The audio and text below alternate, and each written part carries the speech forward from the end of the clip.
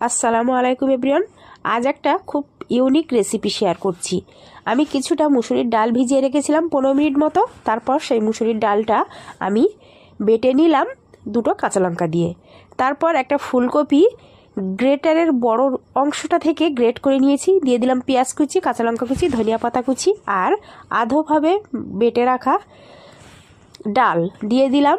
চালের গুঁড়ো না থাকলে তোমরা ময়দা দিতে পারো। দিয়ে দিলাম বেসন, পরিমাণ মতো মানে স্বাদ মতো নুন, হলুদের গুঁড়ো, ঝালের গুঁড়ো, ধনিয়া গুঁড়ো, জিরে গুঁড়ো আর আদা রসুন বাটা। তারপর এটাকে খুব সুন্দর করে হাতের সাহায্যে মেখে নেব।